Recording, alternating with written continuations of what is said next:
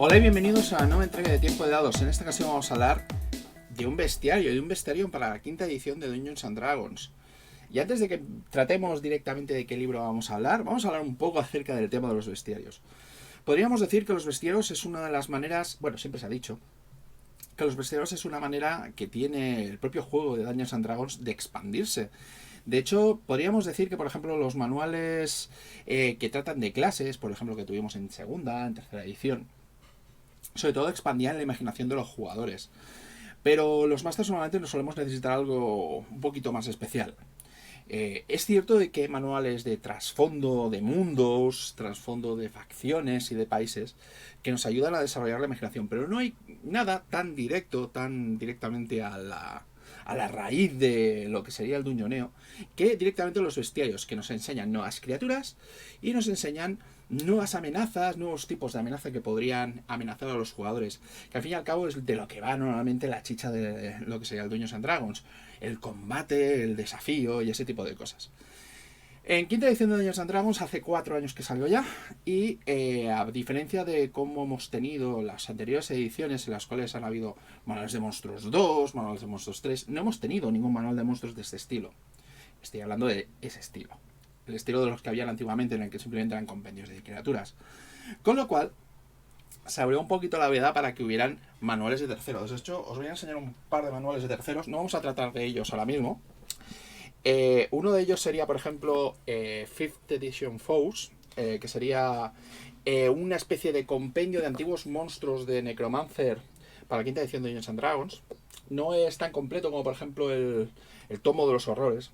Los tomos de los horrores que habían tenido en su día Necromancer, pero bueno, es un buen proyecto. Esto lo sacaron en Kickstarter hace no demasiado.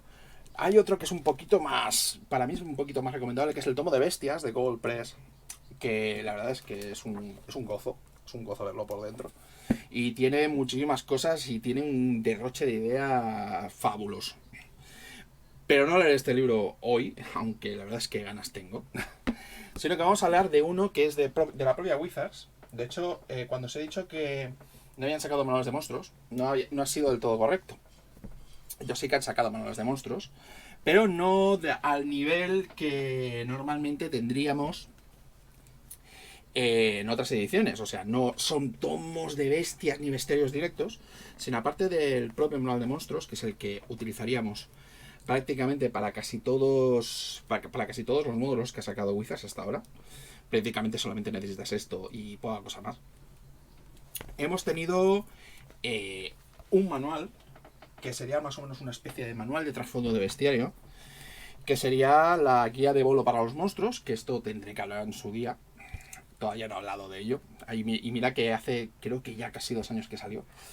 Principalmente es un bestiario con, sobre todo, bestias más o menos normales. Están los goblinoides, están las sagas, están los yuantis y también hay algunas razas jugables. Pero no es del manual que voy a hablar ahora, sino que vamos a hablar de uno que ya se parece un poquito más. Para mí es superior al bolo, que es el Mordenkainen Tome of Foes, que sería el manual de amenazas de Mordenkainen. El manual de amenazas de Mordenkainen es un tomo que está dividido en 2 partes muy diferenciadas. Una de ellas va de trasfondos, o sea, realmente es un manual de trasfondos en el cual se nos va a hablar, a pesar del título, que sería el tomo de las amenazas de Mordenkainen, no va del todo de amenazas, realmente, sino que es una parte del manual que podría incluso ser utilizada por los jugadores, en el cual se nos dan trasfondos de distintas razas o de distintas criaturas, un poco como lo que sería la guía de bolo, pero esta está un poquito más enfocada hacia jugadores. A pesar de que la primera parte es prácticamente mastería solamente para máster, y habla de lo que sería la guerra de la sangre, que para la gente que no lo conozcáis, es un conflicto interplanar entre los demonios y los diablos que existe, bueno, entre los Batezu y los Tanari en su época, que existe desde la época de Planescape. todo lo que serían los diablos, que son legales malvados, y los demonios, que serían caóticos malvados, tienen una guerra entre sí que hace que, bueno, prácticamente no amenazan al resto del multiverso. Y bueno, los diablos dicen que están conteniendo a los demonios, pero bueno, tampoco hay que decir que los diablos sean algo demasiado demasiado apetecible. Entonces, la parte de la Guerra de la Sangre es bastante interesante, sobre todo para el nivel de máster, principalmente porque tienen, entre otras cosas, además de que nos habla de la Guerra de la Sangre, nos habla acerca de los distintos señores, de los distintos niveles de los 9 infiernos, que es el plano demoníaco, más que demoníaco, el plano diabólico, el plano más parecido al infierno que hay en los mundos de D&D. Se nos habla acerca de los distintos señores diabólicos y demoníacos, los príncipes demonio, los señores de los 9, los señores de los 9 de las 9 capas. Se nos habla acerca de sus objetivos, se nos habla acerca de sus métodos, se nos habla acerca de las distintas perspectivas que hay entre los demonios y los diablos. Y hay algo muy interesante, que son los cultos. Aquí tenemos detallados los distintos cultos. ¿Sabéis que en el manual de monstruos hay un apartado que pone cultista, que teóricamente puede servir a casi cualquier cosa? Esto nos serviría para personalizarlo, para meternos cultos diabólicos con sus conjuros que normalmente suelen utilizar, las ventajas que normalmente suelen tener y los objetivos que normalmente suelen tener. Los típicos personajes que normalmente los servirían. O sea, esto está muy bien. Esto está más o menos un poquito, se acerca un poquito a lo que sería un manual de tercera, que yo le tengo bastante precio, que es el Toma de la Vil Oscuridad. Sí, sé que Tracy Kingman ese tomo lo odia, pero es un manual que a mí me gusta bastante. Personalizaciones, cosas como por ejemplo cómo hacer personalizaciones de los tieflings. Aquí ya directamente los tieflings serían descendientes de diablos, no de demonios. Y dependiendo de qué diablo se supone que servirían, tendríamos una u otra. Aquí veríamos que hay algunos cambios con respecto al Tomo de la Vil Oscuridad de tercera edición, entre otras cosas porque hay algunos señores de los 9 que han cambiado, sobre todo la líder de Avernus, que sería distinta. O sea, creo que en el Tomo de la Vil Oscuridad creo que era un Pitfiend bastante poderoso. Aquí tendríamos un ángel caído que tendría un poquito más de personalidad. Ya le ponen un trasfondo un poquito anterior. A mí el único que no me gusta es que entre los tieflings hay descendientes de esa señora y dices, no hay suficiente trasfondo como para justificarlo, por lo menos si tomas los libros anteriores como algo canónico. Tendríamos aquí personalizaciones de diablos, también tendríamos un apartado de personalización de demonios. Tendríamos enfoques de los príncipes demonio, de los distintos príncipes demonio. También otra horda de cultos a demonios, que ya los cultos demoníacos y los cultos diabólicos son un poquito distintos, porque los demonios realmente no aprecian demasiado a sus seguidores.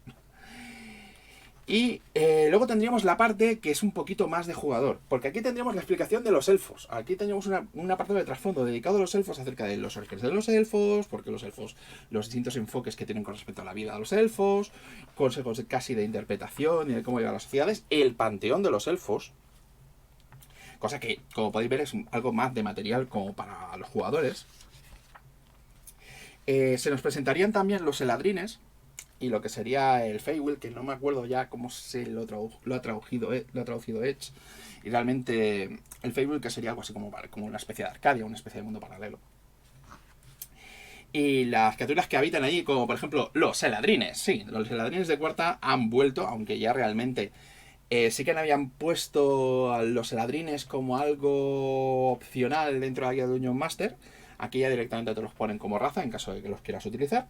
Teníamos aquí las deidades de los Drow, con algunas explicaciones. Hay algunas notas con respecto a cómo funciona el tema de los Drow en Greyhawk.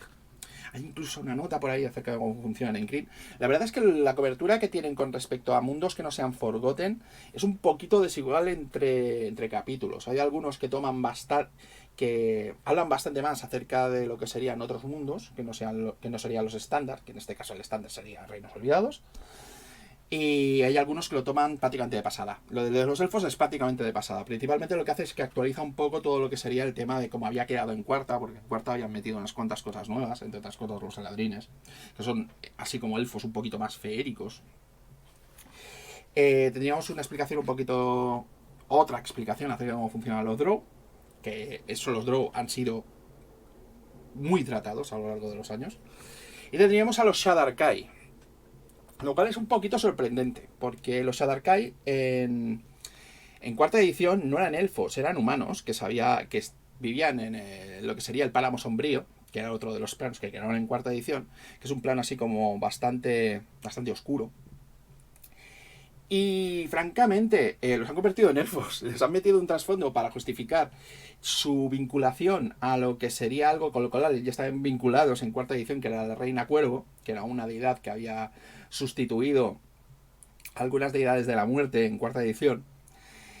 Y aquí más o menos reinventan lo que sería el origen de la Reina Cuervo, sus orígenes divinos y ese tipo de cosas, y los ponen como si fueran elfos, con lo cual han transformado un poquito todo lo que sería el tema de los Sadarkai. Los Sadarkai en cuarta eran humanos que se torturaban y hacían cosas extremas para sentirse vivos, porque el plano donde vivían era aquello como un plano muy mortecino, y ahora son más o menos como una especie de elfos que son bastante sombríos, bastante imbuidos con la esencia de la edad, del pesar y ese tipo de cosas, y es una cosa un poco rara. Vamos a ver qué tenemos por aquí. Tenemos elfos marinos, se tardan poco, pero están como opción. Y opciones para tirar orígenes. Aquí tendríamos lo que serían los enanos y los duergar. La verdad es que el capítulo de los enanos denota amor a los enanos, realmente. Tiene para mí una de las mejores ilustraciones del manual. El de la familia enana feliz. Y bueno, aquí se nos explican los orígenes de los Duergar, lo que sería el panteón de los Duergar. Me ha gustado eso de que hay un apartado especial prácticamente dedicado al dios del engaño enano, acerca de que, bueno, el dios del engaño enano es necesario. Es necesario porque es lo que impulsa a los enanos a mejorar, a tener ambición. Más bien es el dios de la ambición y, bueno, también el de las mentiras, es una cosa un poco parecida a Loki. Una historia acerca de cómo se colapsan los clanes enanos, porque no hay nada más típico en la historia de Dungeons and Dragons que un clan enano caído y unas ruinas enanas. Y así más o menos se explica un poco por qué caen tantos clanes enanos. Tendríamos una explicación acerca de cómo funcionan los Duergar, que los Duergar habían sido antiguamente esclavos de los ilícidos y han desarrollado habilidades psiónicas, principalmente porque en la universidad además los veremos más tratados. Tenemos aquí una explicación de cómo llevar un personaje Duergar, aunque la verdad es que no está muy recomendado, principalmente porque Duergars buenos como que no. Incluso te recomiendan de que sea bastante egoísta, no interactúe demasiado con los demás. O sea, es bastante disfuncional, incluso más que llevar un drow. Al menos los drow tienen alguna deidad que más o menos buena. Pero bueno.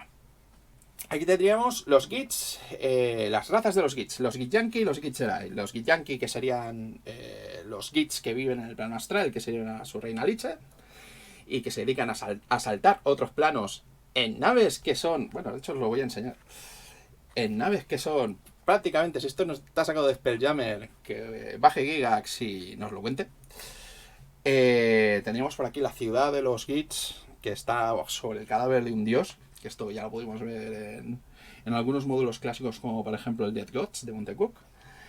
Teníamos aquí lo que serían los Githzerai, que serían la rama de los Gits que se separó y fue a vivir al limbo, y que tienen su vida está consagrada a lo que sería el orden, principalmente porque viven en un plano de caos y si no las pasarían canutas. Tiene algunas cosas, algunas ideas muy buenas, sobre todo el tema de las ciudadelas, Gits que aparecen y lo arrasan todo y cosas de estas. Y bueno, aquí tendríamos explicaciones de cómo llevar personajes Githyanki y personajes Githzerai. Yo creo que es más jugable llevar un Githzerai, principalmente porque son neutrales. Los Githyanki son saqueadores interplanarios, lo cual hace que sean un poquito difíciles de llevar. Tendríamos aquí el apartado de Halflings y Gnomos, que como les importan realmente poco a la gente de Wizards, los meten directamente en el mismo capítulo. Realmente las ilustraciones de Halflings no han mejorado mucho, principalmente porque lo que hacen es hacen niños cabezones, y esto es lo que tenemos. Hay alguna que está un poquito mejor, pero tampoco es un arte especialmente excelente. El arte de los gnomos, la verdad es que mola más. De hecho, han conseguido que en esta edición me cambie un poquito lo que sería la perspectiva que normalmente suelo tener con respecto a Halflings y gnomos, aunque bueno, ya lo consiguió Pathfinder en su...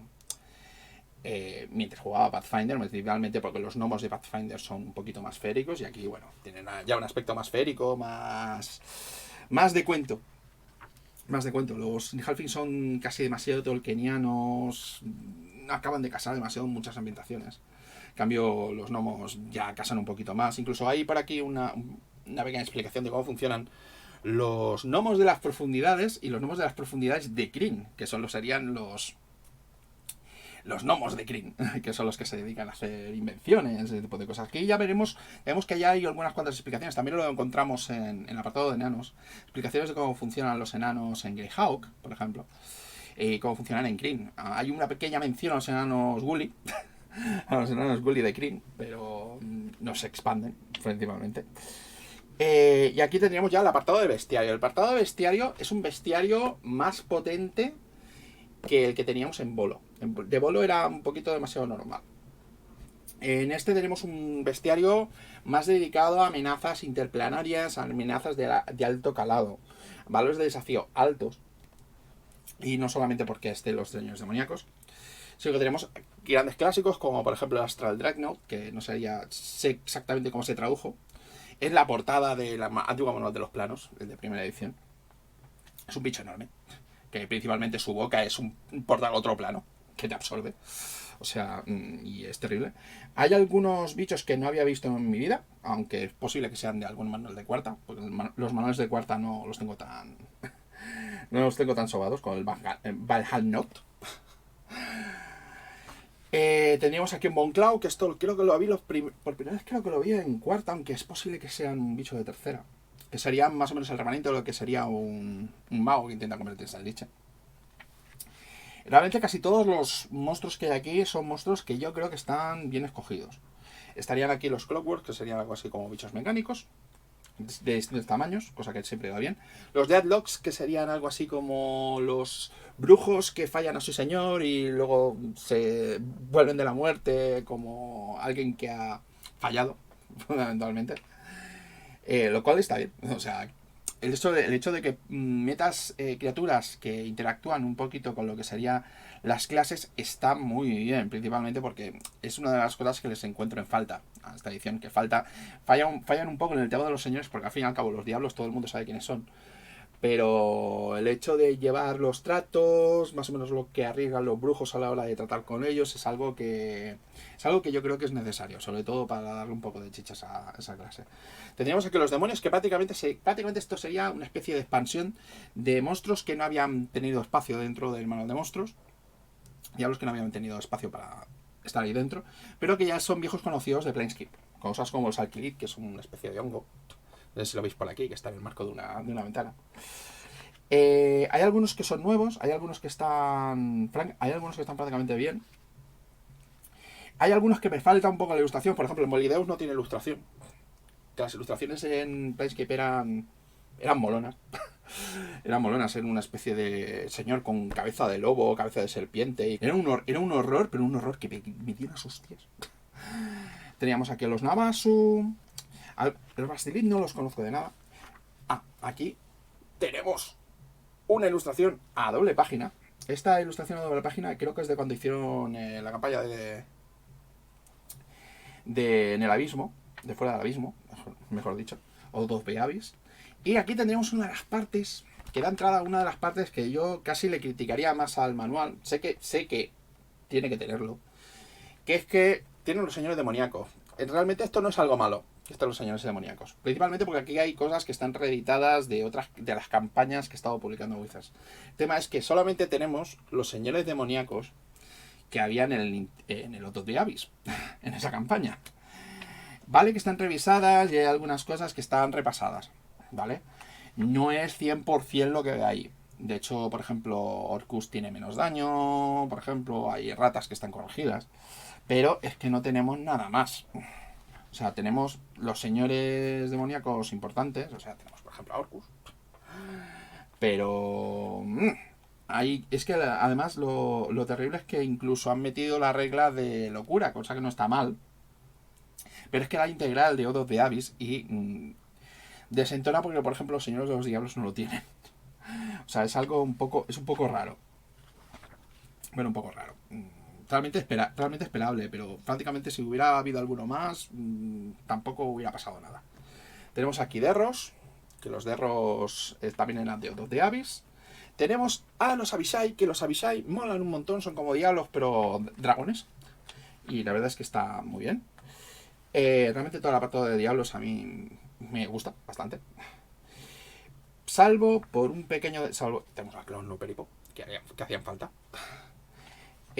Salvo por un pequeño detalle, que son los archidiablos. Los archidiablos, el problema no es que no estén, y el problema es que no es que no sean nuevos. El problema es que están, de los señores de los 9, hay uno.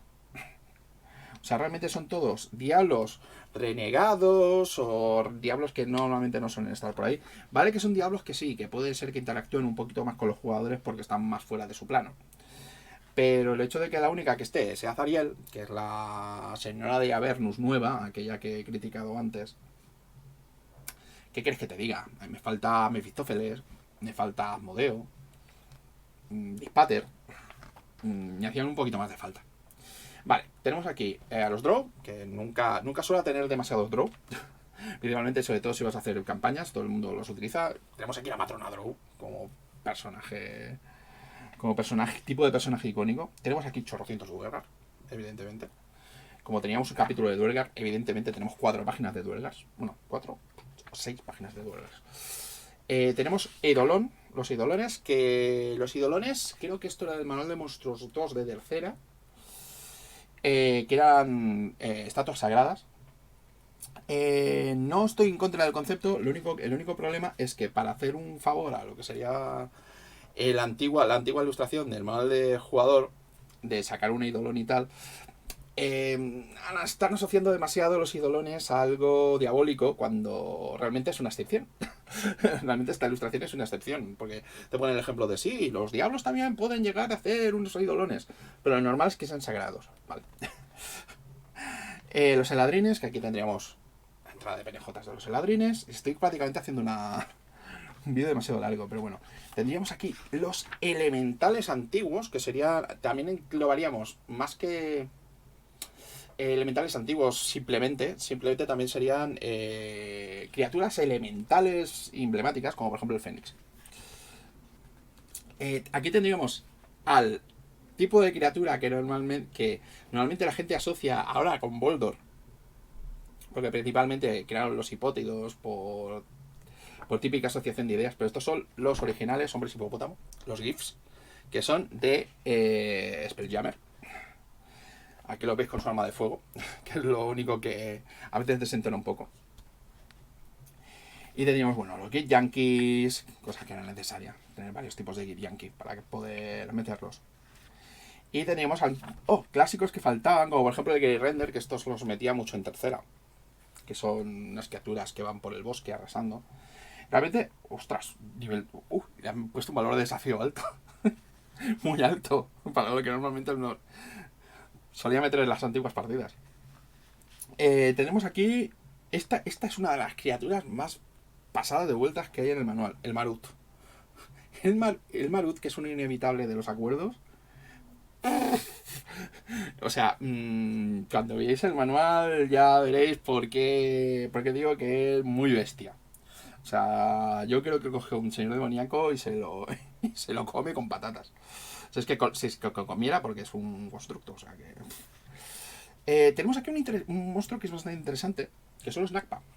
De hecho, si miras el trasfondo, se parecen un poquito a lo que serían los sketches de ¿sketches? Sí, de Cristal Oscuro, a las criaturas malvadas de Cristal Oscuro, que serían magos que fueron pervertidos por la traición a la Reina Cuervo, si está más o menos vinculado con los capítulos anteriores, que la verdad es que como trasfondo está muy bien, da bastantes ideas. Tenemos un viejo clásico, el Netwalker, que esto tenía su figurita en las antiguas miniaturas de tercera. Y una de las criaturas que a la vez más me gusta, pero con la cual tengo más problemas, que son los Oblex. Los Oblex son una especie de babazas creadas por los ilícidos que toman forma de gente. El único problema es que dejan hilos de babita, lo cual hace que sean muy fáciles de detectar.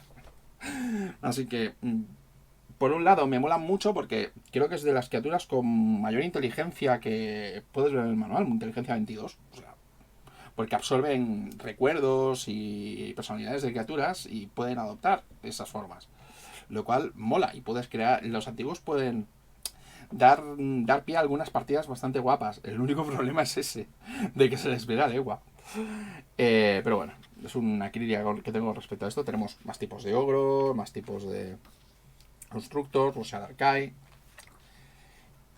Una ilustración que mola muchísimo, pero mola, esto mola millones. Lo único que pasa es que ese aventurero está prácticamente muerto, por mucho nivel que tenga. Salvo que se pueda teleportar y salir de ahí, creo que estará frito. Y... Ah, mira, el Star Spawn. Esto mola bastante. Esto creo que los orígenes son de un libro que se llama El de Devils, creo. Que trataba un poquito acerca de las criaturas a las cuales sirven estas cosas. Star Spawn. Sí, la verdad es que tienen pintadas. Sonían servidores de criaturas en plan rollo Tulu. Aunque bueno, hay criaturas de ese estilo en las antiguas partidas de Dungeons and Dragons. Cosas como Tirantraxus, cosas como Zarizum, por ejemplo. Los que conozcáis el retorno al templo del mal elemental. Sabréis de qué hablo. Y aquí tendríamos algunas criaturas más normales de medios niveles mediados, cosas como por ejemplo trolls, cosa que está muy bien. Aunque bueno, estos trolls la verdad que tienen bastante pegada, porque está por ejemplo el troll terrible, que creo que ya estaba en tercera, pero la verdad es que hacía falta. Y tendríamos aquí Yogolots nuevos, que esto sería más o menos la extrapolación de lo que había dicho de los anteriores capítulos de Diablos y tal, que principalmente son expansiones con respecto a lo que ya existía de Planescape y que prácticamente hacían falta un poquito más de variedad. Y bueno, ¿qué opino acerca de este manual? Este manual está muy bien. Este está muy bien sobre todo para hacer materiales propios. Principalmente porque la política de Wizards con respecto a la utilización de criaturas, no creo que os vayáis a encontrar muchos módulos donde os manden directamente este manual. Pero normalmente lo que suelen hacer es que suelen meter los bichos ya directamente en los manuales para que no tengas que mirar mucho. O por lo menos esa era la política que tenían, porque antiguamente también tenían la política de que no necesitaras prácticamente los manuales del jugador ni del máster y tal, y que te sacaban nuevamente suplementos ya con las reglas especiales que no habían metido, las reglas básicas para poder utilizar los módulos. Esto en los últimos suplementos ya no lo hacen. Y en hecho en las últimas campañas, o sea, la tumba de la aniquilación, no existe un manual de ese estilo. Un manual que sea una especie de expansión para que te lo puedas bajar de gratis.